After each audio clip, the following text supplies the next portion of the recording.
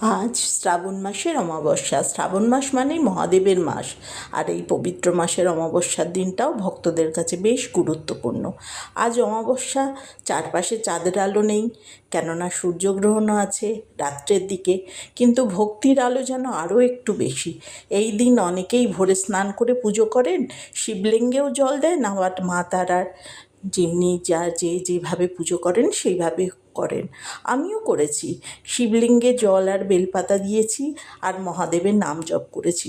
কেউ পরিবারের মঙ্গল চান, কেউ নিজের জীবনের সমস্যা থেকে মুক্তি চান, আবার কেউ কিছুই চান না, শুধু হাত জোড়া করে বলেন বাবা সবাইকে ভালো রেখো। আমিও তাই বলি। শ্রাবণ মাস মহাদেবের আরাধনা করার সঙ্গে অমাবস্যার দিনটাও তাই অনেকের কাছে আত্মাধিকভাবে বিশেষ, পূজনীয়। তবে পুজো মানে শুধু অনেক আয়োজন নয়, একটা ছোট প্রদীপ, কয়েকটা বেলপাতা, একটু জবা ফুল, আর মায়ের জন্য অবশ্যই একটা পদ্ম, আর মন থেকে করা একটা প্রার্থনা, আর সেটা ভক্তিপূর্ণ হতে হবে।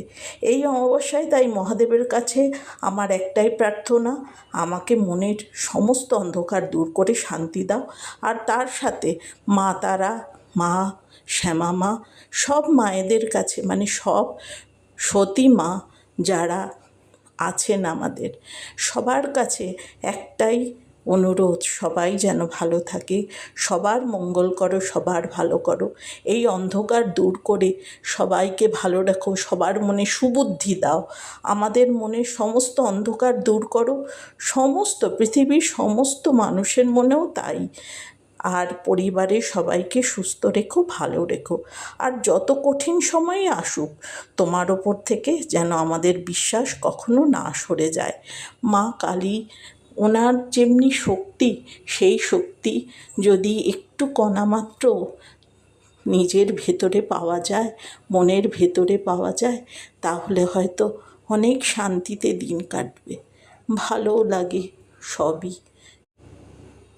কিন্তু মনে মনে ভাবি, মা আপনি সবাইকে ভালো রাখুন, আর কেউ যেন কোনো কষ্ট না পায়, সবাই যেন ভালো থাকে।